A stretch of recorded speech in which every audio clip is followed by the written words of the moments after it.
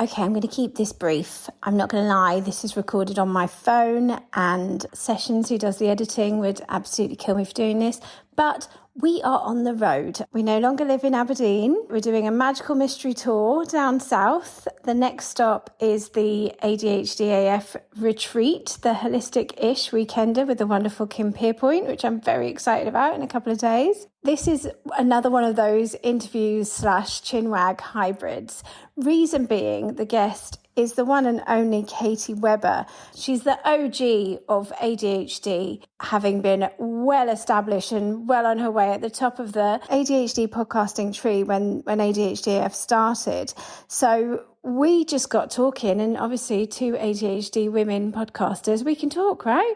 So it's quite a long episode, so I will spare you my waffle right now.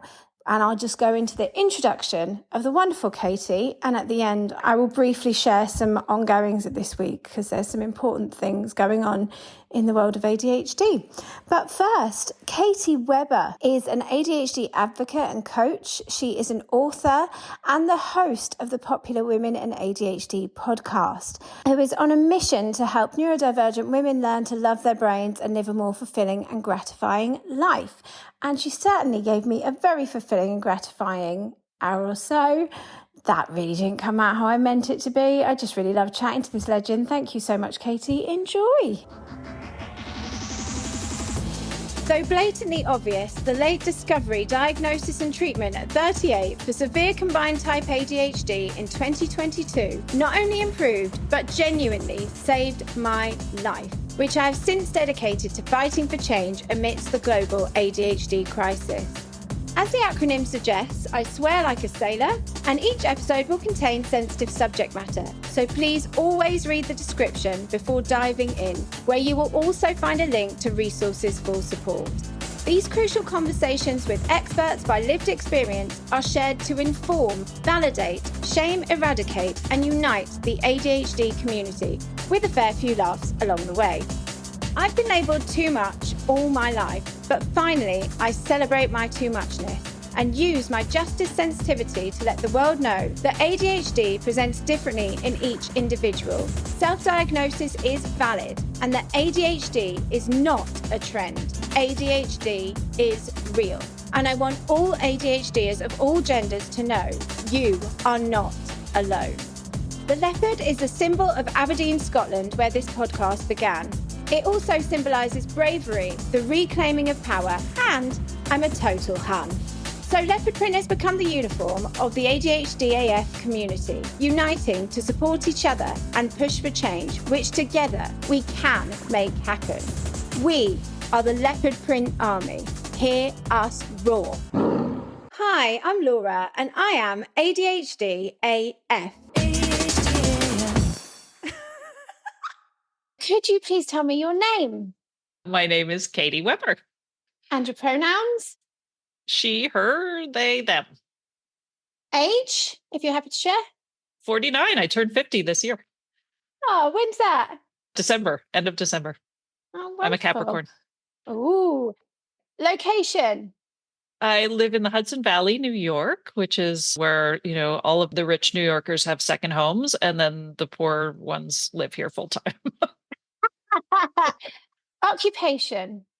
I never know how to answer this one. I think I settle with ADHD advocate first. So I'm an ADHD advocate. I'm also a coach and a podcast host. And also I am currently in school to pursue my MS in clinical mental health counseling. So future therapist. There's a lot of hours in your day. What's your favorite film? Oh, The Commitments. Oh, I love that film. Right? Oh, so good. Favorite animal? Cat. Ooh. Dopamine dresser or calming neutrals? Oh, calming neutrals. I would wear all black every day if I I always used to wear all black, and because I never hang things up, I hate hanging up clothes. The only way I would find things is by their texture.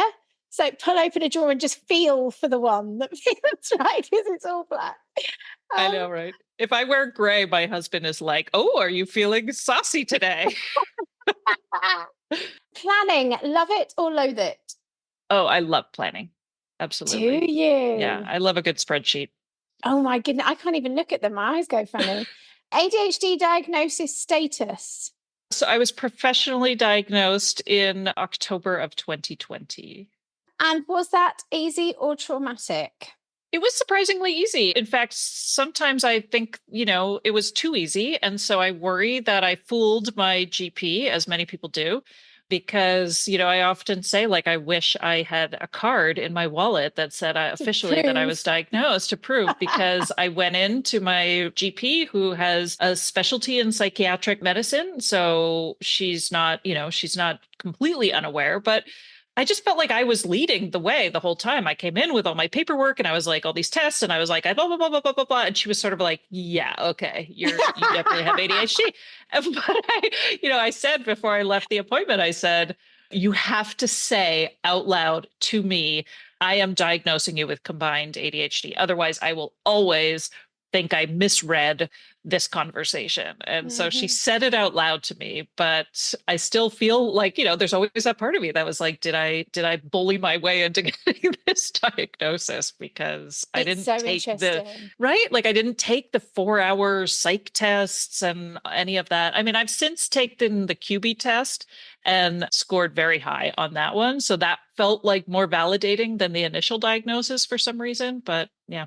It's so funny because I felt the same. I think there was initial relief, but then I was like, maybe I hammed this up. Maybe I over exaggerated. It's not that bad, is it? But so many people say that, don't they? The imposter syndrome is real even after you've got it. You can't just go, oh, okay, I've got this thing. It's not just that I'm being lazy, whatever awful things we've said about ourselves. Oh yeah. Funny old one. You need that handbook when you walk out. Like, here you are diagnosed, and you will feel like you've tricked me somehow. What led you to suspect that you have ADHD? I had no clue. My therapist, who I'd had for years, and she had been sort of gently suggesting it here and there to me. I didn't realize that her middle schooler had been diagnosed and then she had been diagnosed. And so she was seeing in me a lot of similar qualities. And, as we do when we're diagnosed, we look around and start diagnosing other people. So she kept gently suggesting it to me, but I was like, I didn't know what to do with that information. I just Yeah. I was like vaguely insulted, and I was like, I don't know why you're like, this doesn't feel like me. And then there was one day when I was talking to her about doing really poorly in school, really struggling. And that's where she said, like, you should really look into ADHD. And then I took a test, a general, adult ADHD test, and I scored kind of fine. Like I didn't really score off the charts. And then the pandemic hit, and that's when I was explaining to her that I like had all these plans and I was trying to do things, but I was constantly felt like I was in waiting mode because my kids were at home and they were doing, remote schooling, and I felt like I was going to be interrupted all the time by them wanting to eat or have lunch, or the Wi-Fi was out or they couldn't get on Zoom. Like I just was sitting all day just not being able to do anything, and I was really Hmm. frustrated. And then she was like, dude, like look into ADHD. And that's when I took the women's specific test, the Sari Solden test on from Attitude magazine. And Hmm. that's, and her the test specifically for women was just mind-blowing. Like it was I think I scored perfect or nearly perfect on all of them, because she talks about sensory stuff, which the Hmm. generic test doesn't, so it was talking about like, do you get overwhelmed in grocery stores, do you hate overhead lighting? And I'm like, what does this have to do with ADHD? Like I remember so many things that I was like, yeah, but it wasn't, the light bulb hadn't gone off yet. And so when I took that test, I was like, oh, okay, this is what we're talking about when we're talking about distractibility and inattention. Like we're talking about clutter and the shame around not being able to fold your laundry. And so yeah, that I Yeah. remember, I very like specifically remember the question, like, do you hate the idea of somebody showing up unannounced at your house? And that was that moment where I was like, oh, okay, now it's starting to click. Okay, now I get it. Why do you think it was missed in you until later in life? It's funny. I went back and looked at my school reports after I was diagnosed or after I suspected, and it was really emotional. I cried a lot, and, looking back at my report cards, and I just felt so sad for that little girl because, early in like second grade, third grade, the report cards were like, she's a born leader. She's exciting. She's loves to read. She loves to do, she loves to always be in charge. She's great. And she has all this like enthusiasm. And then it was around like third or fourth grade that it started getting like her handwriting is terrible, or she talks too much and she has to get separated. And she's, always disorganized and she's easily distracted. And all of the things that we see over and over and over again as these character flaws in us as children. And it was just like always that, like, she's never meeting her potential. She's capable of more. I got that all the time. She's capable of more.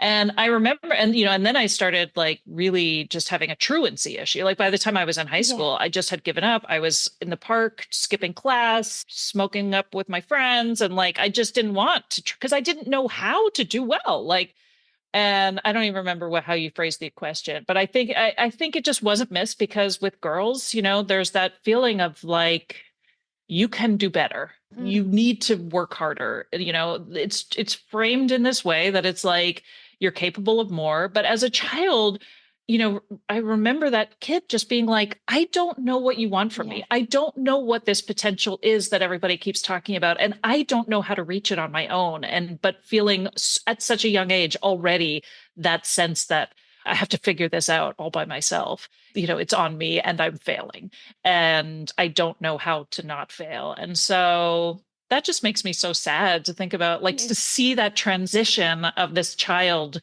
who just had been failing herself and others for so long that I just gave up. Like by the, I had to redo my senior year. Like it was awful. But, I think I was missed because girls, are all the reasons why we talk about, girls, how it shows up in us. We're not disruptive. We're good kids generally.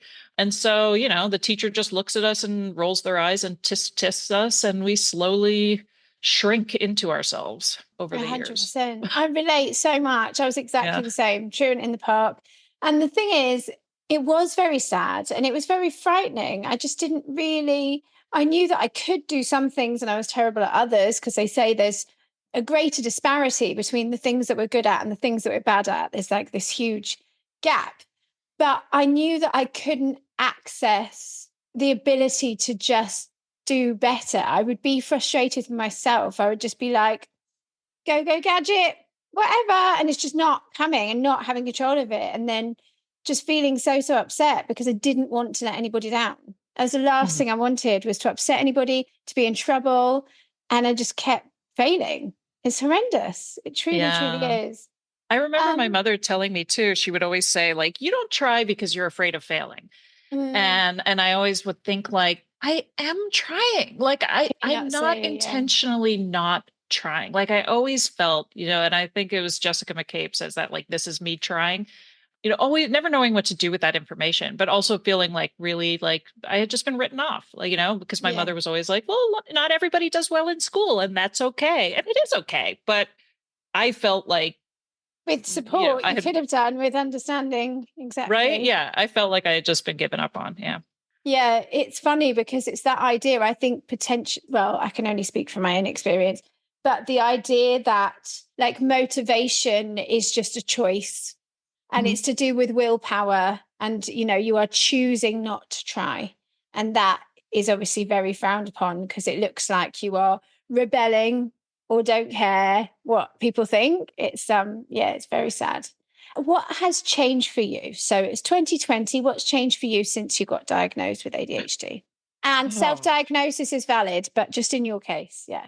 Absolutely. Well, and I will say that I started the podcast before I was officially diagnosed because I was so excited to start the podcast that I couldn't wait. And, so I had pretty much decided I had ADHD in about August, and I started the podcast and I started, reaching out to guests and interviewing them. And in the back of my head, I thought, what do I do if I'm not officially diagnosed?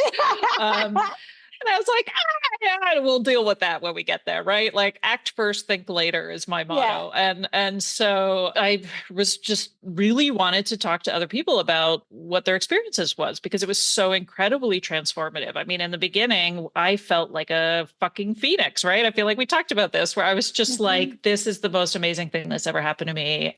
this was suddenly a chance for me to really begin to reevaluate my relationship, my marriage, my motherhood, like all the things that I felt like I was terrible at. Like suddenly I had this new information that just shifted everything. So it was really amazing. And I started this podcast from, my little home office in the middle of nowhere. And I didn't really know, I just was like, I just wanted to reach out and have an excuse to interview other women. And I felt like I needed a reason to, like, I couldn't just call random people and be like, hey, do you want to chit chat? So I created a whole platform in order to do that. And it was incredible. I mean, for whatever reason, it took off. And because it's amazing. well, but it's funny because it was such a selfish thing for me to do. I really hadn't thought very much about what the listener was going to experience. So like for me, it was just about like me learning and then realizing, oh, this is how I learn. This is how I learn about myself as I interview people. And it's one thing to read a bunch of articles and read books, and I did all of that too, but like realizing how there's like a social element to sharing our experiences, and it's very symbiotic. Like not only am I sharing my experience, you're sharing your experience, but we're learning from each other, and then other people were listening and learning about themselves too. And so what I think, and it was also like therapy. So for the last like 3.5 years, I feel like I've been getting therapy, but in terms of just reframing so much of who I am and what I do, and taking some of that shame out of so much of the experiences of who we are, and actually recognizing that we're all incredibly funny and smart and brilliant and phenomenal and doing all these things. And yeah, so I mean, what hasn't changed really? Like it's completely, and then somehow I just accidentally became an expert in it. And, I feel like I always say, like, I feel like I was getting my PhD in ADHD just by interviewing people. And I went back to grad school. I never would have gone back to school if it wasn't for my diagnosis. I always thought I was stupid. Like I genuinely thought I was too stupid for school. And I mean, that still occurs to me sometimes. Like, what am I doing? Why am I here? But at least now I recognize that, I have a certain way of doing things. I need support. I need help. Like, I look out for myself. I'm never that little girl who thinks I have to figure this out on my own anymore. And so, yeah, that's changed. That's amazing. As we've discussed on your podcast, like the main driving force behind this for me is that I would like to help push for systemic change.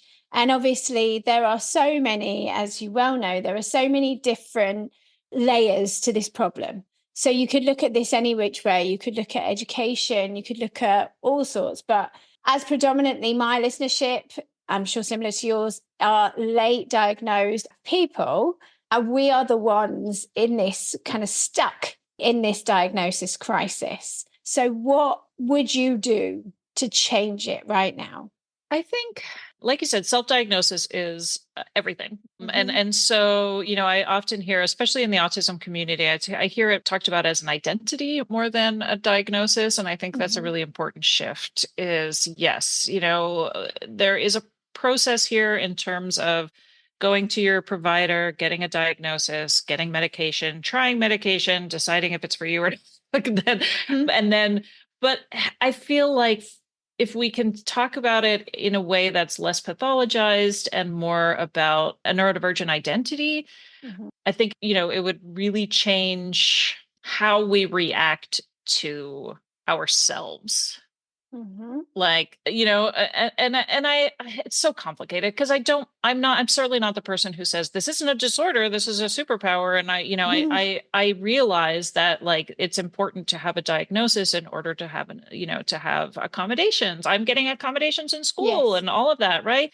To be taken seriously and not to get that eye roll of everybody's a little bit ADHD. Like I realize that, but I also think when you talk about like how much gatekeeping there is in the medical community and how I think we've set it up in such a way that like the only way to manage ADHD is through this one tiny, tiny, tiny little doorway into the medical community, and it's locked and you've got to wait in line and all of that. Like there's got to be a better way in order to identify yourself as a neurodivergent who then like there's a lot of like very textbook strategies that work for us. It's not, there's no hidden secret behind that door that's going to we're not, like you said, it's not like when we are given a handbook, it's not like under lock and key. It's not something monumental that only diagnosed people can know about. So I Yeah. think just, having more accessible information like podcasts and TikToks Yeah. and creating this community of acceptance. And yeah, that's I not one love thing. I'm that. sorry. No, but I love it. And I think, it's such a funny thing that you mentioned TikTok, and like to so many in society, that would be an eye roll. It shouldn't be, but it's a radical thing to say, but it's spot on, because people need to access information. And for so many, seeing a silly little TikTok video has been the thing that has led them to go and do more research and to get support and find self-acceptance, self-compassion, etc., etc. So I love that you said that. Thank you very much. We know that ADHD presents differently in each individual. So what is your greatest ADHD struggle, would you say? Self-doubt, imposter syndrome. Mm-hmm. Yeah, believing that I have anything to offer unique. I don't know if that's really ADHD specific or if it's just the combination of so many different elements of being a woman. Right? I mean, I'm always questioning, is this ADHD? Am I an angry feminist? I don't know. But, I All of think the above. all of the above, right?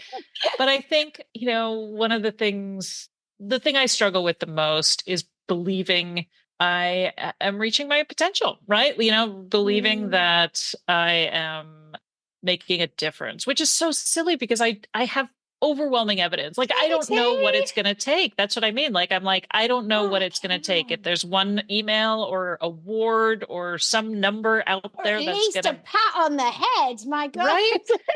But I think it really speaks to that idea that like what fuels me is pushing the boulder up the hill.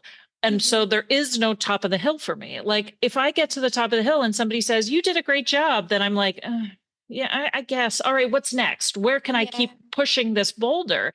And so I think on the one hand, it's what fuels us to work really hard and to do amazing things. But it's the downside is that I never internalize success or accolades or anything. Like it's just, I'm in a constant state of like hunger for the next thing. And I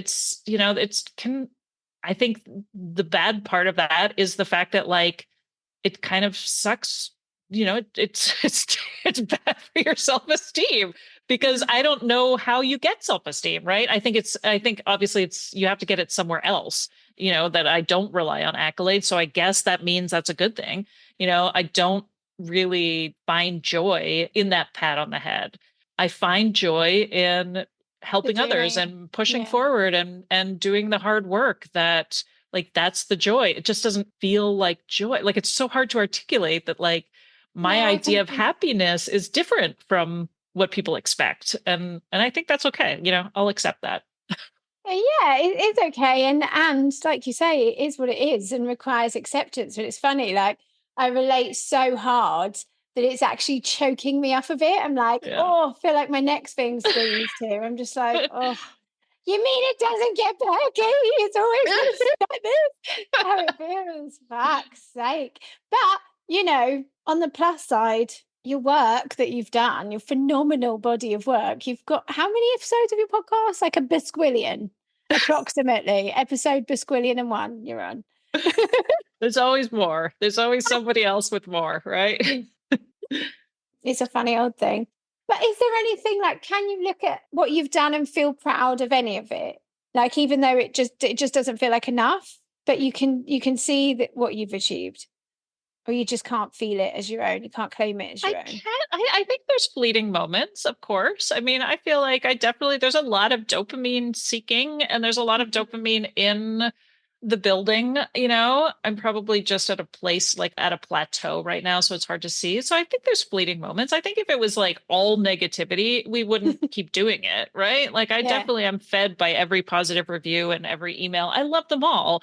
But I think I'm waiting for it to like sink in a way that I've accepted it won't. But, I would be lying if I said I didn't like it or appreciate it, but I just wish Mm. it lasted in some Yeah. way or felt, Yeah. like the lasting kind of enjoyments are, I guess, the more meaningful ones, like my marriage and my kids and spending time with them. And, like being one of those people who during the pandemic, when everybody was saying how upset they were that they were locked in their house, and we were like, we love This is this. great. Right. Ah. And so I think that was another huge thing for me, was like realizing that like my circle is very small in terms of the things that really are important to me. And yeah.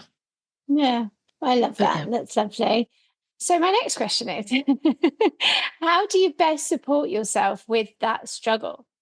Onwards. Right. I mean, I think it was sort of like I just accepting that there's a reason behind this, and Yes. that, I think one of the things I'm constantly talking about and encouraging my clients to do and is to accept that this is who you are, right? And that there's nothing wrong with that. Mhm. And so I've had to lean in really hard to that in terms of myself, like in so many ways, that where I'm, wish I could be different, or I should be doing this, or I could be doing this, or, and just saying, but that's not you. Right. And if you were doing that, then you wouldn't be who you are. And I think that's really important for me to constantly remind myself if I'm like, oh, look at this other person who has a neon sign behind them for their Yeah. podcast. I'm like, maybe that's what I need. And then I'm like, no, that's not, you're not a neon sign. It's fine. Like I feel like really like leaning very hard into the self-acceptance of like, whatever I chase, whatever I'm after, whatever I'm interested in, it's the right thing right now. Absolutely, Mhm. absolutely. And I think that it's such a good point. Like it's across the board, isn't it? Like we have to accept ourselves. In order to accept ourselves, we have to face ourselves. We have to accept the shit, because it's sort of then and only then are we going to have a fighting chance at all the trip ups that inevitably come along. Like, really good example, off piece, here she goes. I'm on HRT patches. I started off quite well. I wrote the date on each one in a Sharpie. And then I was like, no, I'll just remember which one it is. Or then I'd have to go back like through my calendar months to find which one was supposed to be on. And eventually I put the wrong one on. I got a bit sick. It wasn't nice. And my husband is now helping me manage that. That's kind of shameful in some way. I was embarrassed. I didn't ask him. He offered. He's got it in his calendar, which one it is. He'll say, Laura, have you changed your patch? It's this one. And actually, it's really helped me. And is accepting that actually I'm never really going to be able to keep on top of that without some kind of support or system. And unfortunately, my own system, my brain sabotaged and told me that I could do it without a system. And I really believed it in that minute. And Yeah. it's Yeah. only when you accept your own bullshit and what we're up against. So time blindness, dates, organization, all of the fucking shit I'm up against, and the fact that I'm going to self-sabotage is like, that's the extra bit of the hack. Right. And I feel like that's sort of the thing I railed the most against. And one of the things that really bothers me when I see, especially ADHD coaches, or just, any language around like mastering your ADHD, or, we're going to help solve this, like anything that involves like permanence or consistency in any way, I'm like, that is a red flag, because we don't know who knows what they're doing, right? Like Mm. I don't know. It really bothers me when I see that kind of language around ADHD. Any sort of promise that you're going to figure this out or you're going to stop being who you are, I think it just feeds this sense of like, I need to be fixed, right? And I feel Yes. like I'm tired of, I'm too old for that shit anymore. Like I'm just like, it's a lie. It bothers me when I see that over and over again. So No, yeah, I try to be absolutely. as honest as possible about the fact that like I haven't figured anything out. So, do you have a treatment plan? Are you on any medication, or is it therapy, or what do you do? I mean, other than the podcast, which honestly I feel like has been such a treatment, like part of my treatment plan, just in terms Mhm. of like talking and realizing, that was another thing too, is that like I used to feel like I never had the right, like I was a terrible friendship person because I have a really hard time like managing friendships. And I have like one or two long-term friends that have I've stayed with me for years, but like I've always been really bad at communicating with people. And so I found this really interesting way of making friends for an hour. Yeah. And then there's no commitment after that. You're just sort of like, okay, this has been amazing. I feel like we're sisters. I'll see you around. Right. And I was like, oh, this is like the perfect. It's like why I loved waitressing. Right. Because I was sort of like, oh, Yeah. you have this wonderful, vulnerable moment with somebody and then you move on, like ships passing. And I was like, that actually is kind of awesome. And I really like that. So the podcast has been a wonderful experience for me in terms of just the education. I think education is so important, and putting two and two together in our own lives is so important. I've played with medication here and there over the years. I'm on like a very low dose of medication now that I mostly take on the days where I'm like, okay, you really like, especially studying. Like I have some papers that are due, and being back in school has been such a mind fuck that I've had to really rely heavily on the medication. The only reason I don't rely on the medication every day is because it's hard to get. And I feel like I'm Yeah. constantly stockpiling and hoarding it. And, my daughter takes it too. So I'm always worried that she's going to run out. And so I Yeah. hold on to mine for her. Like if Yeah. it was readily available, I would probably take it every day, but it's not, sadly. And Yeah. so I'm always like, is today a med day or is today just a coffee day? And I would love for that to not have to be a To not be the question. case. Yeah. It's funny because what you were saying about the podcast, like, I feel like it's really displayed to me my own vulnerability and naivety because I constantly think everybody's my best mate. And it's like, no, Laura, you've literally, this is like transactional. And I'm there like really thinking that everybody's my friend for life. But I do think we are. I do think there's such a special connection between us all, I know. Nobody knows what this is like. If you really think about it, like we live in this bubble, but it really is the maddest thing. So we're used to this, but actually it really was just like plot twist, like Yeah. Earth shifts on its axis. Everything you know is not what it seems at all. And everything that you have hated yourself for, it wasn't your fault and you're not the only one. And there's loads of us. And it's Yeah. such a mind fuck. It really is.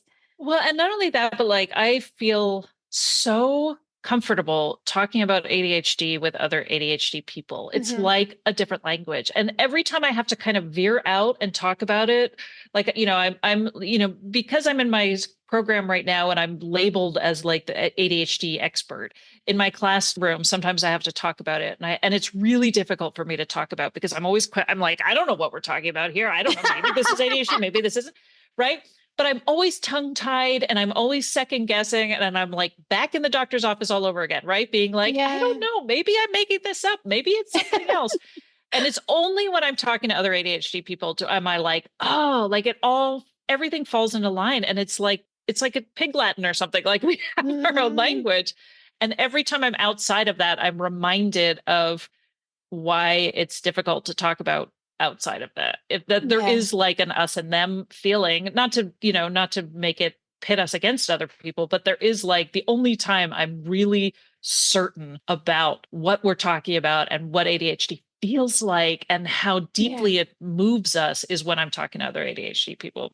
And I will say I had a moment at the most recent ADHD conference in November where I ran into a guest I had very early on in the podcast.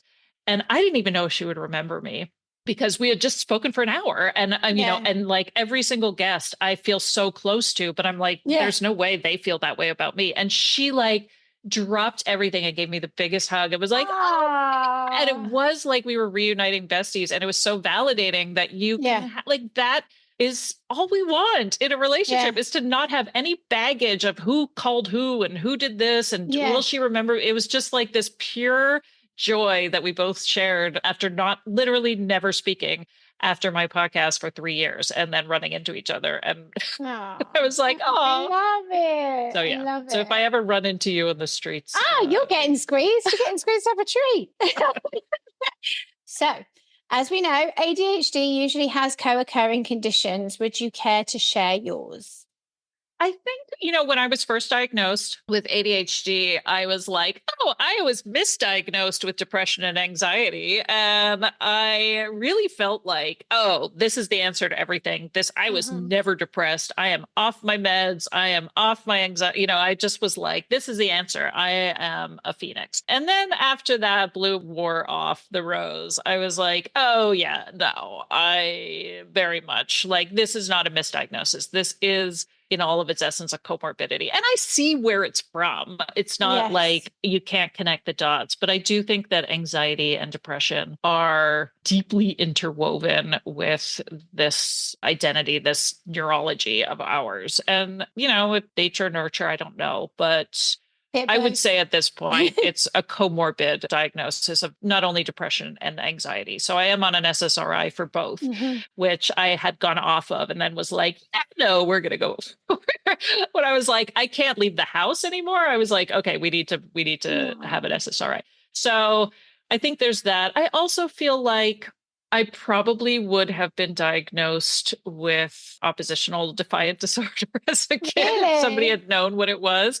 I think opposition, I'm very difficult. And I was a very difficult child, very stubborn. Well, I think it was, the words that my mother used, again, character flaws. But I'm like, I see that part of it too. So I get why ODD is, even though it's a bullshit diagnosis, I see how it plays in a lot with neurodivergence, just like eating disorders, right? Where I'm like, how does somebody get diagnosed with substance use disorder or an eating disorder when they're so clearly symptoms of something else at work?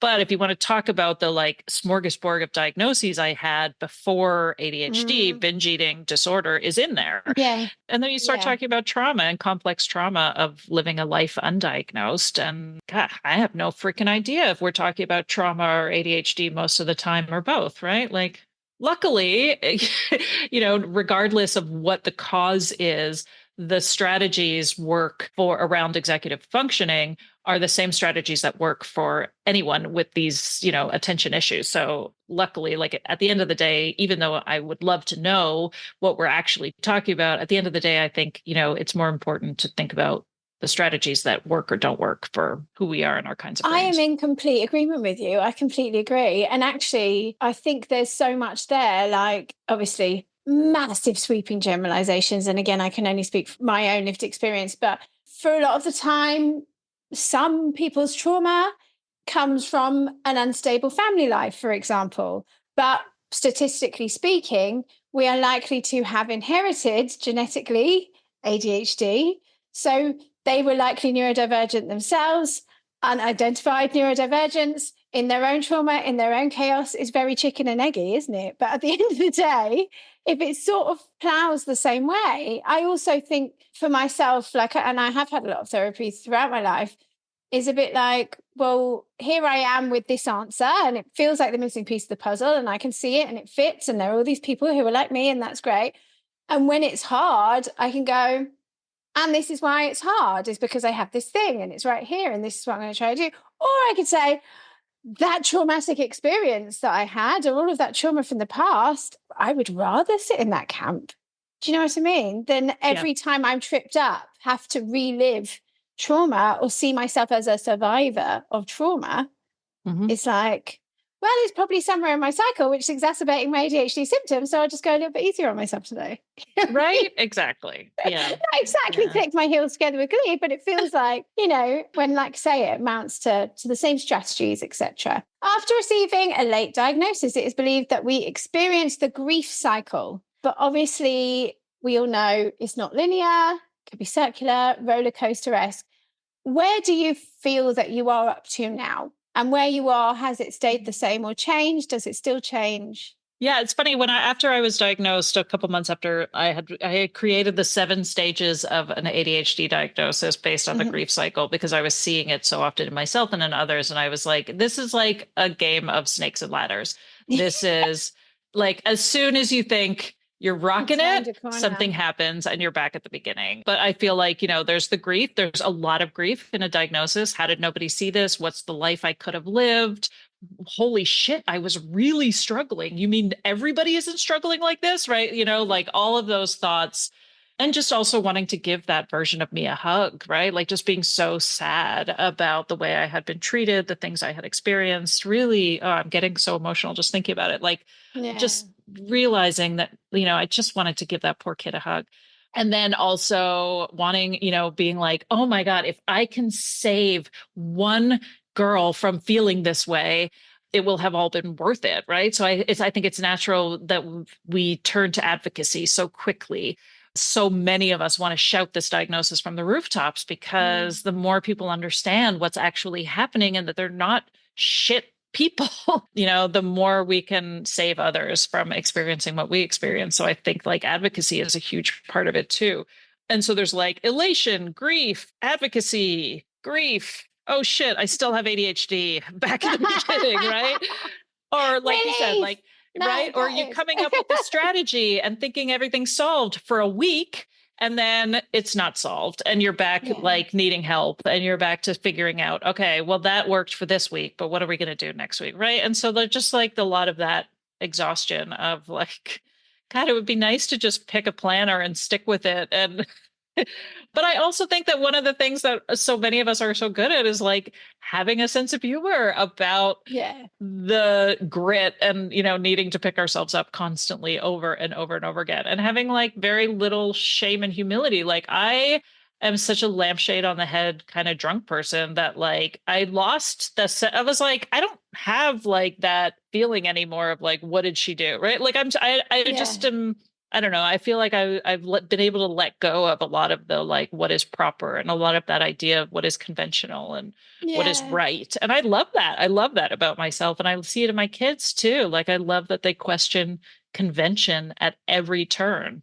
Yeah, absolutely. I think it's interesting as well. Internalized ableism also plays such a hand, like something that I've really realized about myself lately. I was talking to Dr. Alex Connor from the ADHD Adults podcast, and he said, we're talking about RSD, and I said, I feel like I can acknowledge or potentially acknowledge that something is RSD rather than fact, and I don't act on it. I can sit back and go, wait, look at the evidence, don't react.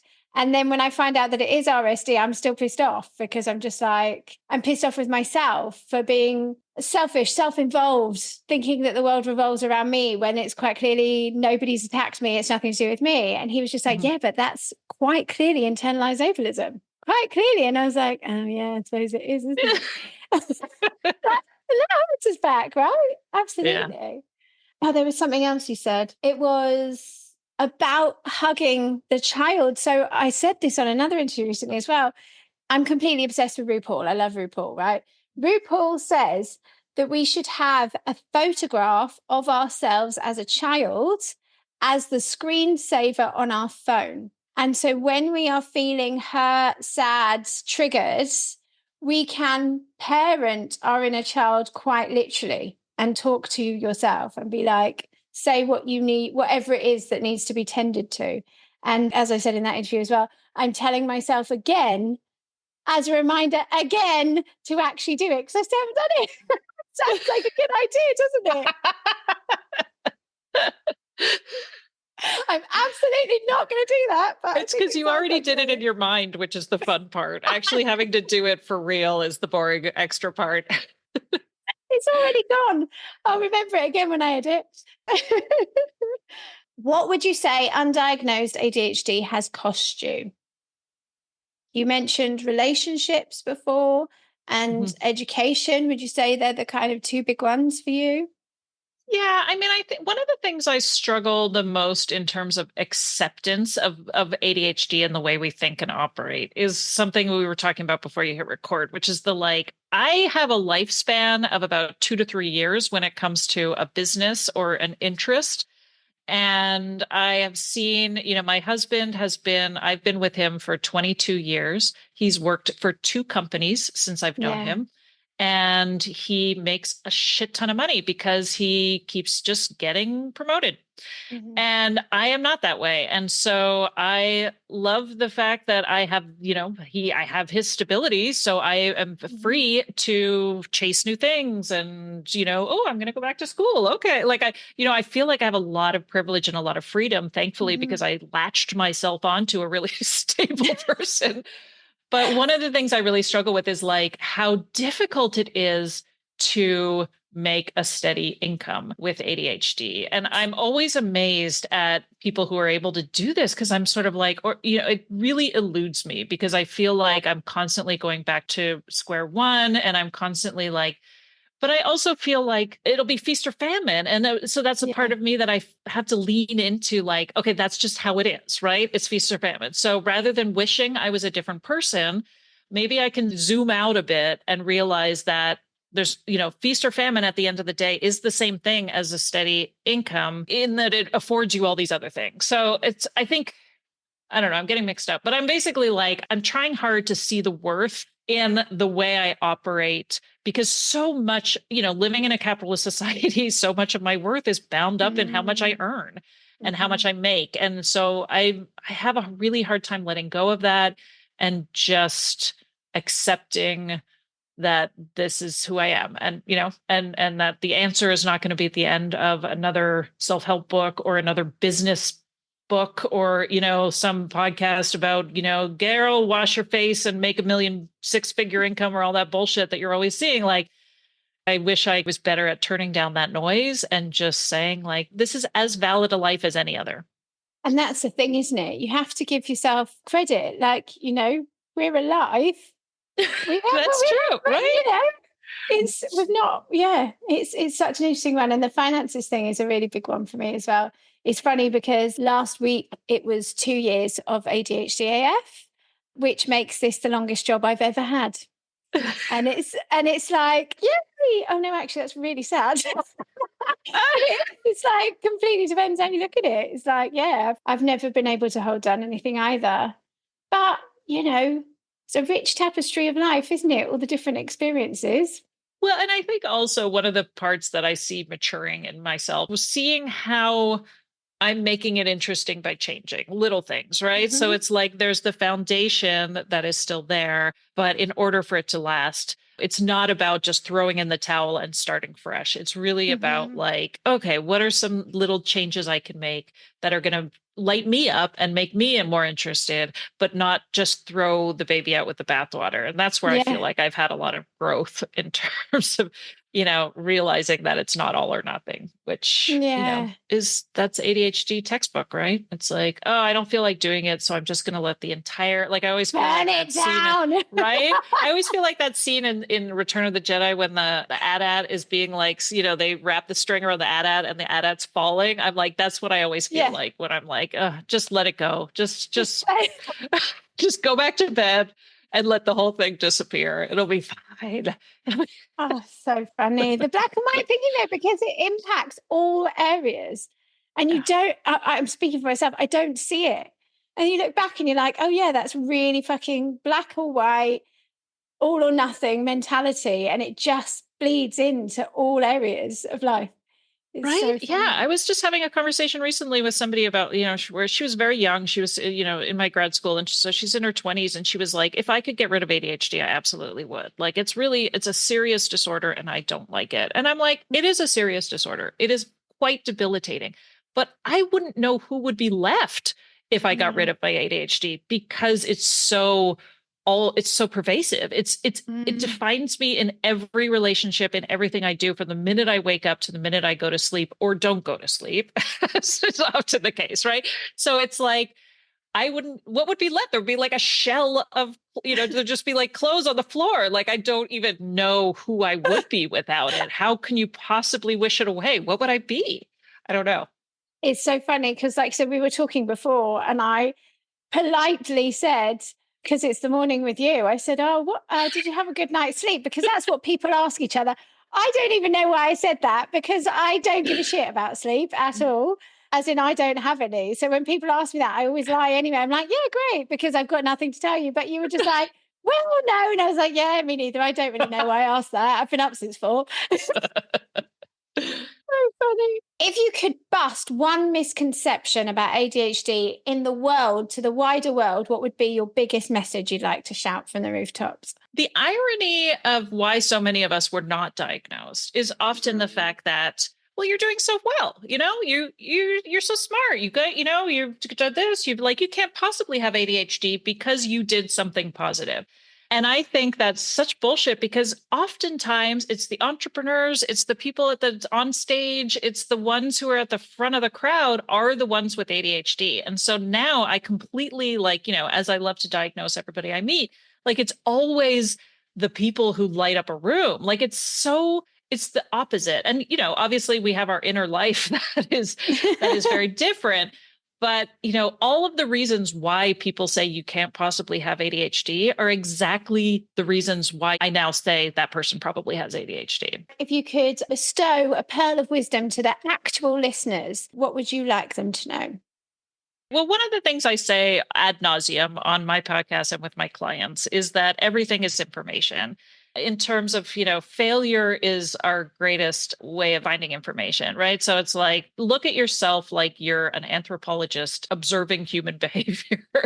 And so if something happens where you're like, God, I wish I didn't do that, there's probably a really good reason why it happened. And so let's look at like what the information is. So, I always feel like whenever I'm talking to somebody and, I'm trying to think of like a concrete example of this because I use it all the time, but I think it's just generally like zoom out and look at your life like from a more like pretend you're researching. Like just I don't know. I don't even know what I'm saying. Get curious now, right? about Get your curious. own life. And I guess the thing as well, it made me think of, and I can't actually remember the quote, but Rihanna has got a tattoo, hasn't she? And it's something like, never a failure, always a lesson, or something like that. Right.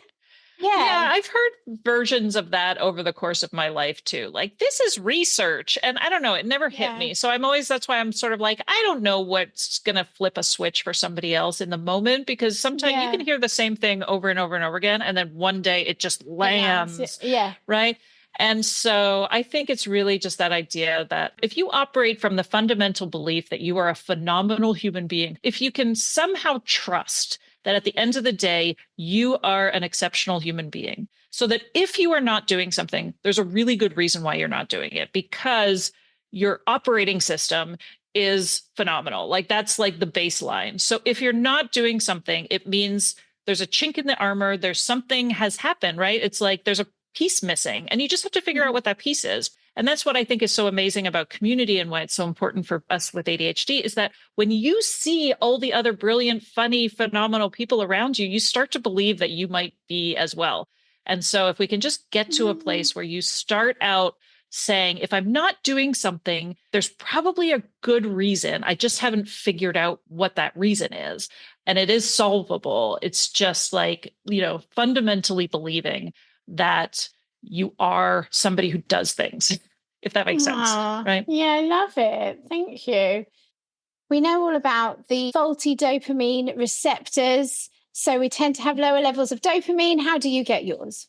I love to watch trailers. I just love trailers. I would happily never watch a full movie. I just like trailers. See the trailer. So you can figure out what you think the story is, or just to dip your toe in, or what? Yeah, I think it's an art form. It's a 3-minute art form in itself. And I'm like, everything you need to know is in the trailer. And I think it's just enough. So I really like watching them. I really appreciate people who make trailers. I think it's just something fun, right? It's like, I don't know how, like it's a real talent and I really appreciate it. There's a difference, isn't there, in trailers now and back in the day, like an 80s trailer, it'd be like one couple. Like 80s trailers were different, weren't they? They had like it's a whole true. Oh, I know, right? And then I love doing like the New York Times puzzles, like the spelling bee and connections. Like that's like my husband and I every morning. And he makes a joke. You know that video of the daughter that burst into the dad who is on, right? And he's trying to be really, really serious. And his daughter bursts in and she's got her elbows out. So that's every time it's time for like, we have a moment of free time and I'm like, is it puzzle time? And I do my impression of that little girl coming into the room. And it's so random and weird, but I don't know. I really like word puzzles and puzzles with my husband. I feel like it's just a fun thing we do together. That's really lovely. I love that. So my bid to mine for more dopamine is to try and find and remember the glimmers, so those little micro joys in a day. Do you have a glimmer of today or one that stands out recently that you'd like to share? So my husband's actually out of town for a week. And so this has been one of those, But that's like, it. whenever, Peace and quiet. right? I've always used to feel guilty about this, but I really like when he leaves because it's a reminder that like I can do things. I'm like a well-oiled machine when he's gone. And it's so funny because I used to think I was a well-oiled machine, but I realized that I'm just operating on my own timeline. And so I'm not worried that like I haven't done things fast enough. And so it's a really nice experience to just have a couple days where I'm like, yeah, I got this. Like I'm adulting hard right now and I'm feeding my kids 3 times a day and I am getting them off to school. And yeah, I mean, I'm always desperate for him to come back because he does all the cooking. He does like Wow. I'm not feeding them well. I am feeding them though. They don't care. You are keeping them alive. I'm keeping them alive. Yes. What song best describes your ADHD? Don't Let Me Get Me by Pink. But Don't She's Let Me Get Me was incredible. one of those like anthems when I was growing up of like just how we can be our own worst enemy, right? And how I just wanted to turn it all off. And were we talking about this? That a feeling of like going to my therapist and trying to explain that desire of wanting to turn it off, but not wanting to sound like I was potentially wanting to turn it all off, right? Like I was sort of like, and always feeling like it was really, really difficult thing to articulate where I was like, I just want to get off the ride. I just wanted to, and I would nap all the time for just to turn it off. Have a break. And I feel like she does such a good job of explaining that in that song, that feeling of like, just somebody save me from myself every once in a while. The final one. What is the most ADHD thing you've done this week or ever? If you have a story that particularly stands out, feel free to share that. I mean, I feel like starting a podcast called Women in ADHD before I've been diagnosed is a pretty good one. Yeah, it's right up there.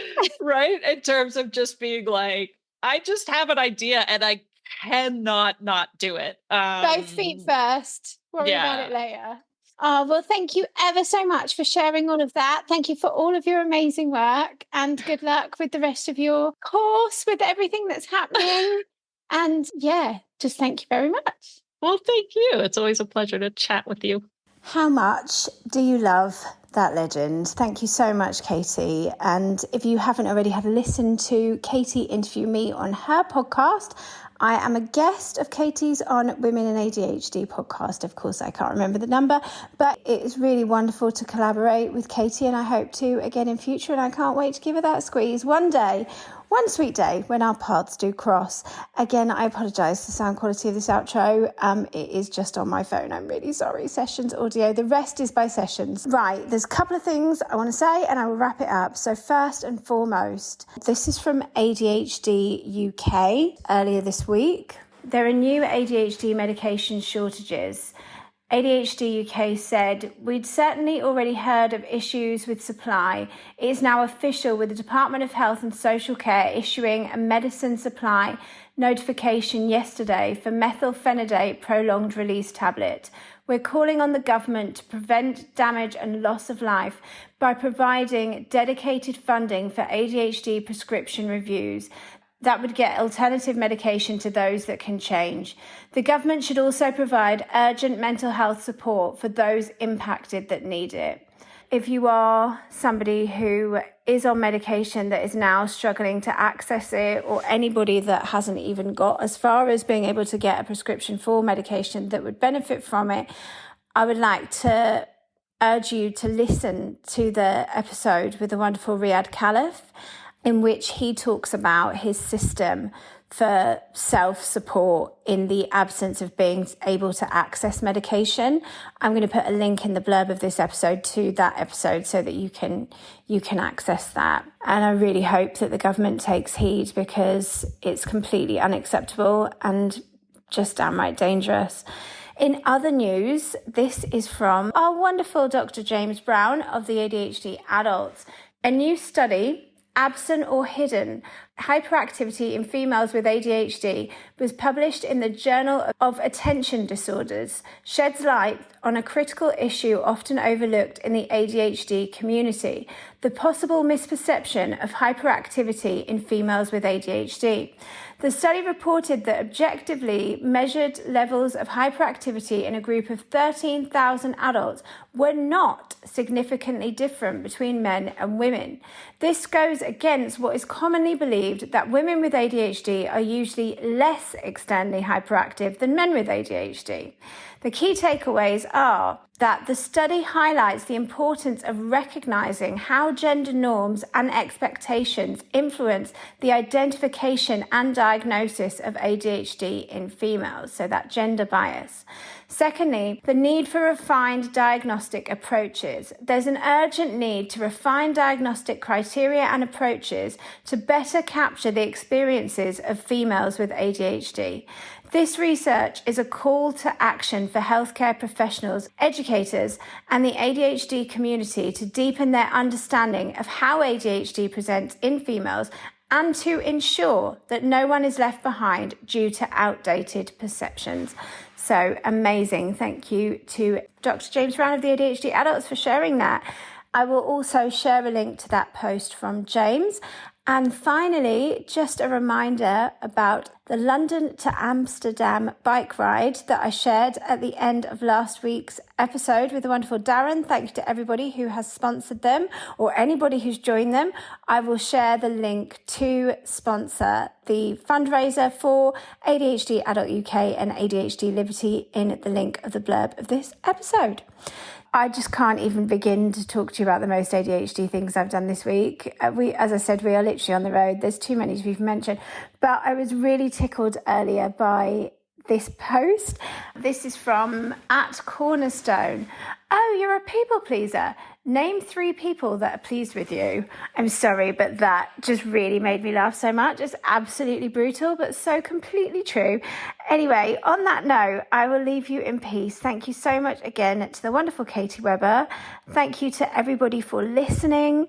Thank you to the ADHD AF peer support community for keeping this podcast going. And thank you to everybody who has applied to trade in ADHD AF Emporium, my collaborative venture with the wonderful Steph of All the Discos, in which we champion neurodivergent makers and small businesses. If that sounds like you, then do get on board and apply to trade with us at our online marketplace and in-person events such as Flaxstock Festivals and other marketplaces and UK festivals. You can apply to join us via the link which is in the blurb of the episode. And I really better go because I know this episode is already long. So thank you very, very much for listening. I hope you've enjoyed listening as much as I enjoyed chatting to Katy. If you have enjoyed it or if you've taken anything away from it, please do let me know.